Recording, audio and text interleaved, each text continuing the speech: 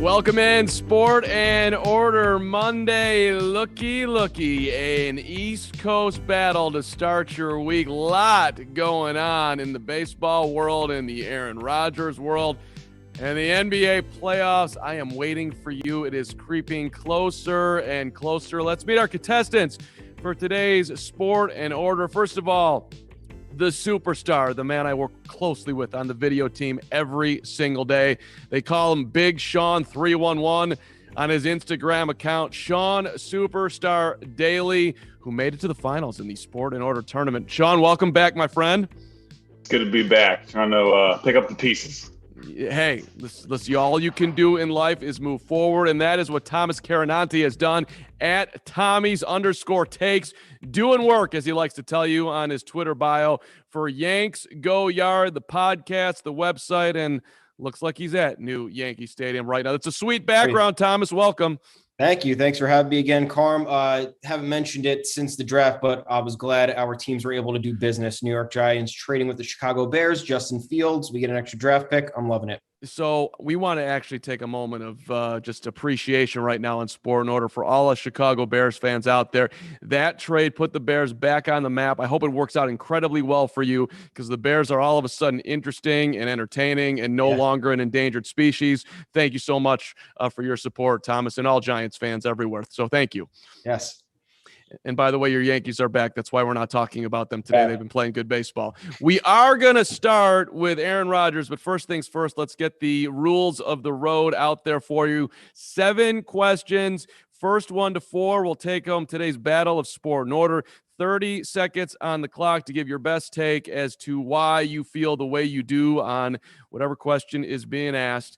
And yes, I am the judge, I am the jury, and I will make these decisions. They have given me this power, which is perhaps not warranted, but that's how we're doing things right here at FanSided. All right, question 1. We're going to start, and Thomas, you're going first today. We're going to start with Aaron Rodgers, and yes, his status does remain up in the air. Rodgers saying he won't play for Green Bay. Green Bay's not going to trade Aaron. I want you to give me your best prediction of how this saga will ultimately pan out. What should the Packers do with Aaron Rodgers? Thomas, go ahead.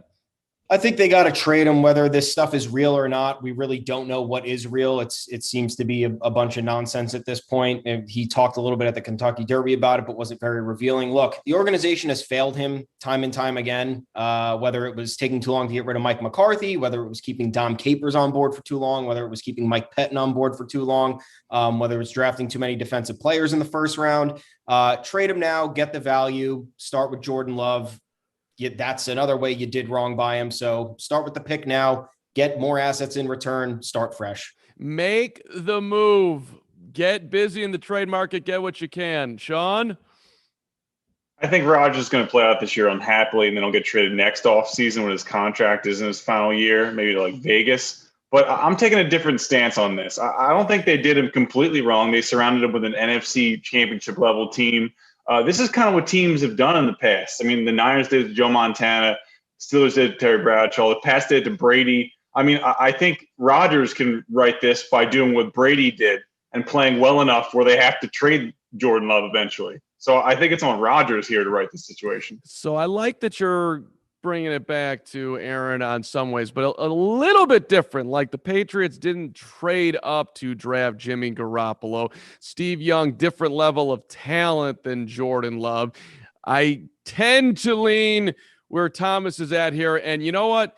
Let's look in the mirror, and also let's look at a guy who's done everything he possibly could for us for years on end, did bring us at least one Super Bowl, brought us a Super Bowl.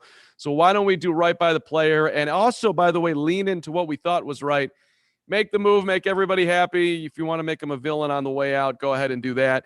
We'll put Thomas on the board here. Make the move with Aaron. I don't think they're going to do this, but I think that'd be the right thing to do at this point. It's just going to get uglier and uglier. 1-0 Carannante as we go to baseball. Sean, you're up, and we're looking at you. Albert Pujols, the Angels wanted Pujols to be a bench player. Pujols thinks he still belongs on the field every day. The Angels unceremoniously releasing one of baseball's all-time greats. Question is, where should Albert finish his career? Sean, you got a landing spot? Yeah, I wanted to say Blue Jays or maybe White Sox, but I think the Oakland A's stand out most to me. They seem to love power hitters or legends trying to go out with a bang. See Mike Piazza or Frank Thomas, and their DH Mitch Mullen's hitting like 218. And it always helps that the Angels are in their division, which could make this a tasty spite play, I think, giving Albert some juice considering how his tenure there ended. So put him on a contender, give him some motivation. I think the A's are the perfect spot up in the Bay. Yeah, right there in first place ahead of Houston. Little extra. Maybe Albert's super motivated. Not bad, Thomas. Sean, I love that idea, but I've come to the conclusion that he's done. He should be playing nowhere. It's the end of the road for the future Hall of Famer. We kind of knew that even going into this season, whether he was released or not, if he finished out the year or not. His slash line since joining the Angels, 256, 311, 447. That's good for a 758 OPS. Compare that to his previous 11 years with St. Louis, 328, 1.03 OPS. This is the best lineup the Angels have had with him in town, and he's hitting 198 over the first month and 10 days. He can't play defense. He can't hit for power. I don't see it. I don't see him latching on anywhere else. Let's all sing together for one of Carm's favorites growing up. It's the end of the world as we know it. Look, I think logically I would be with Thomas here that, you know what, you're not good anymore. This is over. But if you do look really deep in his peripherals, there is some signs of life. This is a Hall of Famer to be. You are in first place, as Sean underlined. The A's could use some help at DH. I do think it's at least worth a flyer. He's not going to hurt your chemistry. He's a first-class guy. So as much as I probably lean that he's done, I do think it's worth a shot for someone to take and see if Albert can find the fountain of youth miraculously here. So, Sean, you're on the board here. 1-1. As we go to the mound, 60 feet, 6 inches. The velocity is just nasty all around baseball. And Wade Miley, the latest pitcher to throw a no-hitter, that is 4 on the year, doing it in Cincinnati the last time. So this is just, I don't know, it's kind of getting old, isn't it? I'm asking the question, is this just another example that baseball needs to do something drastic to make the game easier to score more runs and we will be more entertained? Thomas, what do you think? I don't know, because the no-hitters we've seen this year were from pitchers like Wade Miley, John Means, Joe Musgrove. Those guys don't throw hard, and the biggest argument here is pitchers are throwing too hard. They have too much movement. Carlos Rodon was the only one who does throw, high 90s. But these no-hitters came against two of the worst offenses in the league, the Indians, who got no-hit twice, and the Mariners, who they're both down there. Their batting average is 210 apiece. I think this is more of a symptom of teams not really wanting to upgrade in the 2020 offseason because of the pandemic. It comes down to just not having a good offense, and that's what's been the case so far, I think. That is a Mr. Baseball level take. Going to be very tough to top, Sean Daley. What do you got? I'd like to start this by hammering home that more runs don't mean better baseball. I mean, I think it's cool to see pitchers thriving. Watching the last few innings of a no-hitter is way better, to me at least, than like a 12-11 slugfest. But with that being said, there's something that could help both offenses and pitchers, just putting in the National League DH. I think it helps pitchers don't have to worry about hitting or running the bases or getting hurt. And then the 9th spot isn't dead anymore. And you could maybe make the argument that it helps pitching and hitting at the same time. Easy money. I literally hated everything Daley just said. Number one, I'd way rather watch 12-11 than 1-0, because 12-11 is sweet the whole way through. 1-0 is like sweet for one inning.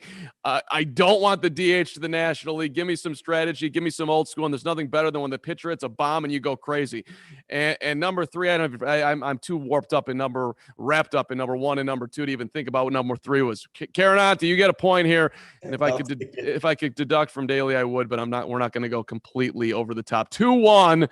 Keep it rolling here as we go to question 4 and the NBA, my favorite. And let's look at those LA Lakers. Anthony Davis is putting up big numbers, by the way. It's impressive. And if LeBron gets healthy, but that's not what we're talking about right now.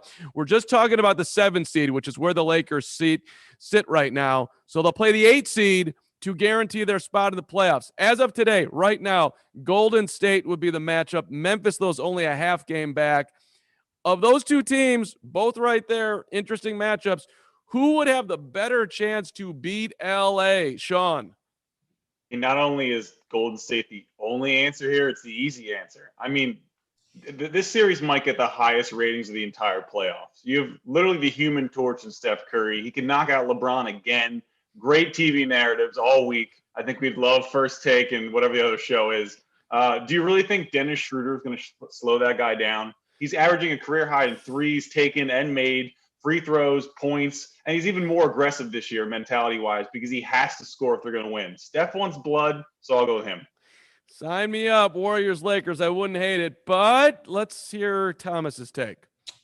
There's no right answer here. I don't think Lakers are winning both of these series in 5, but I'm going to say the Grizz because when you look at their stats compared to the Warriors, they both average 113 points per game and they allow 112. So there's really not that big of a difference. I think when you look at it from a matchup perspective, the Grizz might have the edge because they have the size with Valanciunas and Jaren Jackson Jr., who just came back and is starting to get into the swing of things. So, the playoffs, the game slows down. Plus, the Grizzlies can also up the pace if they need to. If the Lakers aren't fully healthy, I think that advantage comes into play more than anything that the Warriors have because Steph Curry will have to carry them for 7 games.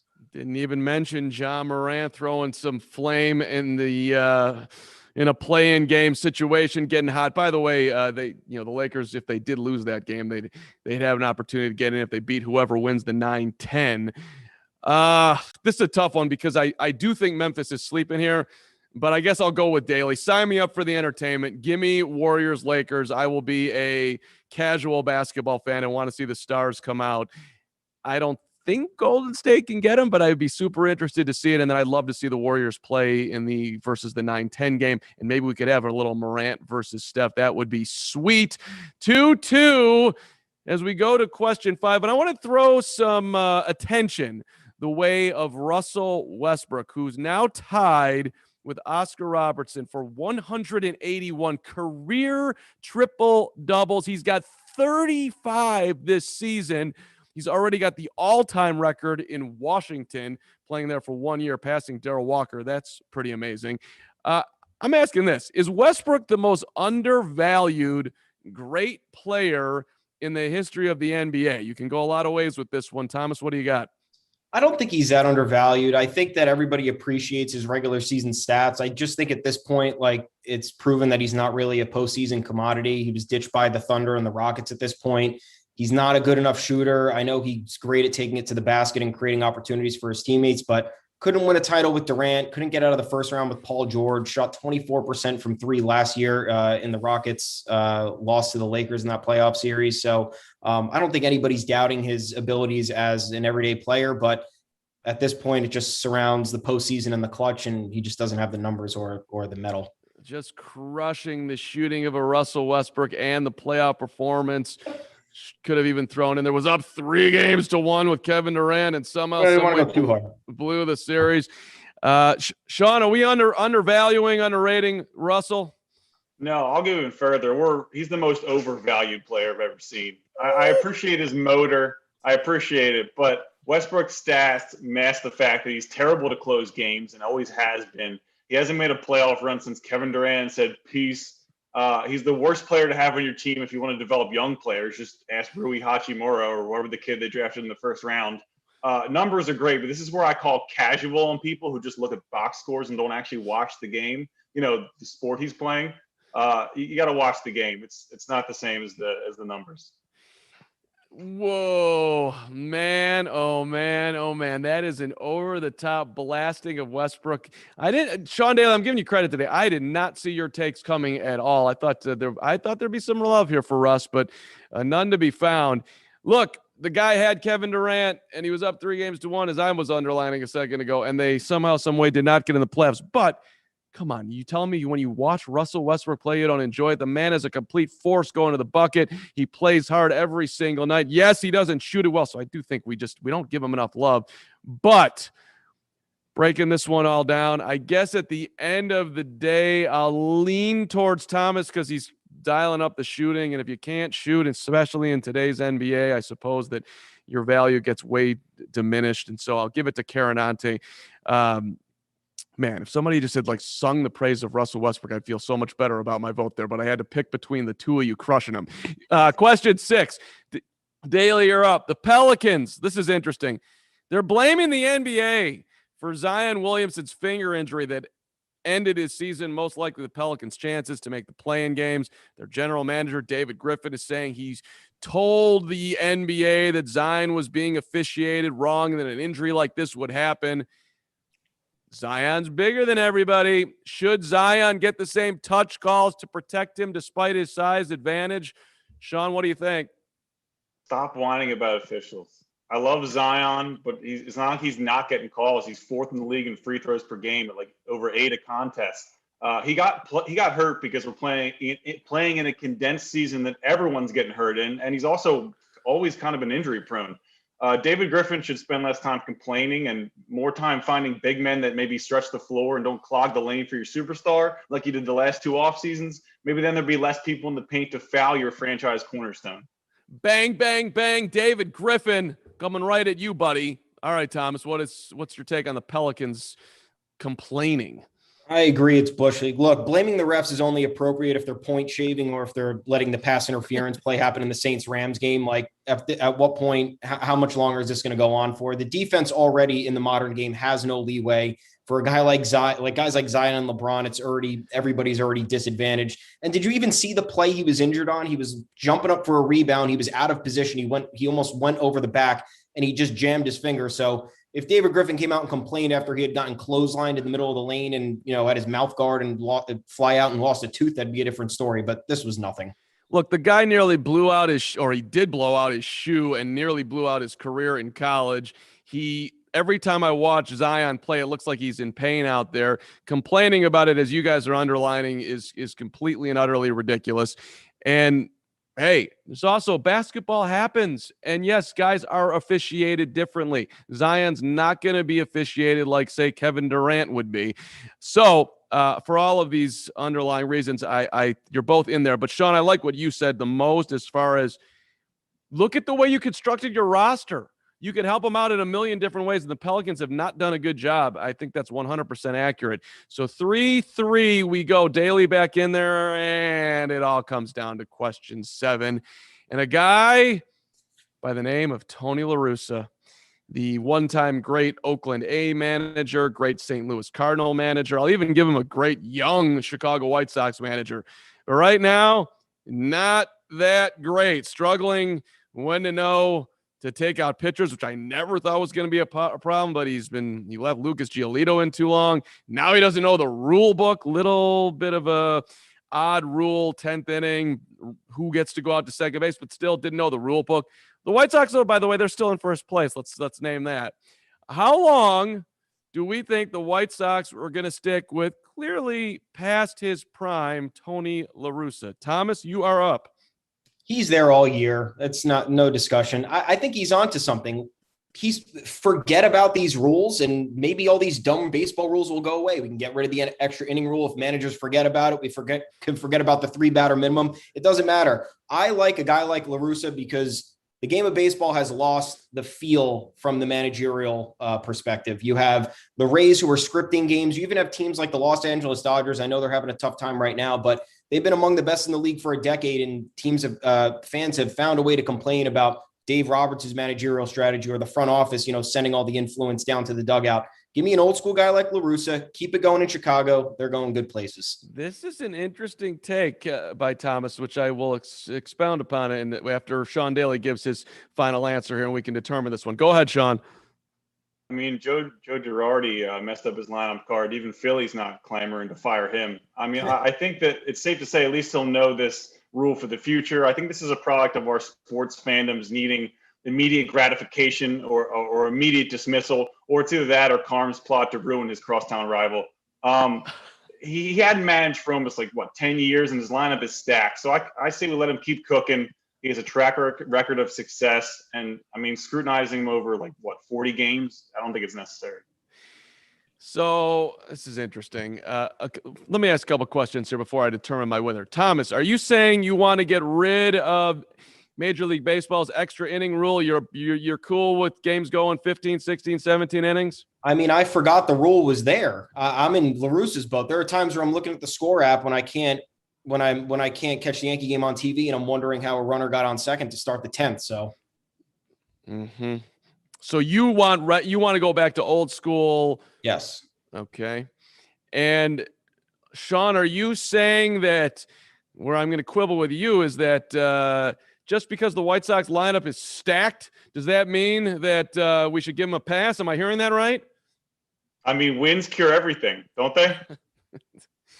They do, but he's still got to be at his best, does he not? I don't know. This is tough because I like what baseball's doing. I don't need 5 hours of baseball. I like the 7-inning doubleheaders. I love the guy on second base. I'm way more entertained.